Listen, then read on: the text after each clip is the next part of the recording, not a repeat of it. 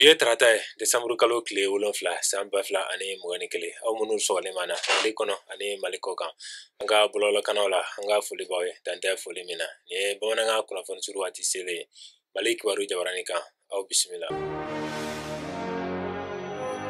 Jamanakuntigi ye balo di dɛsɛbaatɔw ma Sikaso walasa ka yɛlɛma don dɛsɛbaatɔw balo cogo la furancɛla fanga jamanakuntigi Colonel Asimi Goita bɛ ka dɛmɛ don hadamadenya nasira fɛ.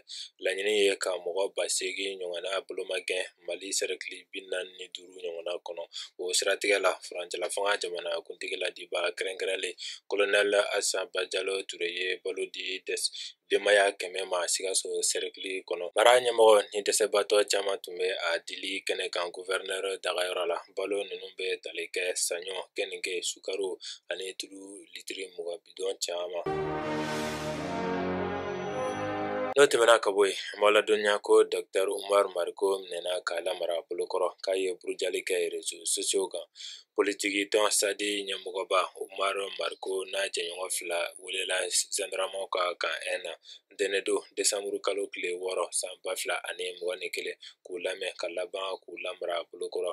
O jɛɲɔgɔn ninnu ye Abubakar Kamara Radio Kayira baaraw ɲɛmɔgɔ ani Abubakar Sumaworo n'a bɛ wele Buba Fane. A bɛ tile damadɔ bɔ u ye cikan min jɛnsɛn réseaux sociaux kan u welela o de kun kan ko la Umar Mariko mankan de bɛ cikan in kɔrɔ a b'a la ka minisiri ɲɛmɔgɔ Dr Sugel Mayiga Aburuja. Bamakɔ komini 4 kiirisoba procureur dankan y'a jira ko weleli kɛra ka kɛɲɛ ni sariya sen 56nan ye min tara Desanburu kalo tile 5 san 2019 dansago walew ɲagili ko la réseaux sociaux kan Mali kɔnɔ.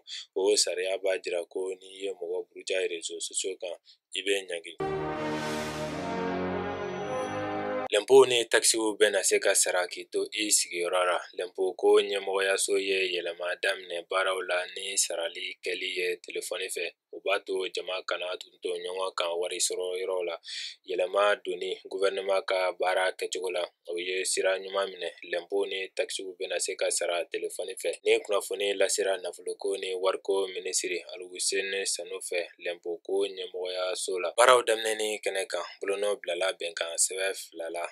L'impôt ko ɲɛmɔgɔba faso waganɛba ni jate bɔ ɲɛmɔgɔ ani banque BMS SA ɲɛmɔgɔba cɛ. O b'a to baaraw bɛ se ka kɛ sariya kɔnɔ cogo min na. An bɛ don min na i ko bi baaraw dira BMS SA kelen ma fɔlɔ nka a ɲinina o fɛ waati nataw la banque wɛrɛ sen ka se ka don a ko la cogo min na. Foli ni tanuni lasera Canada jamana ma dɛmɛ donni na l'impôt ni taxiw sarali la telefɔni fɛ.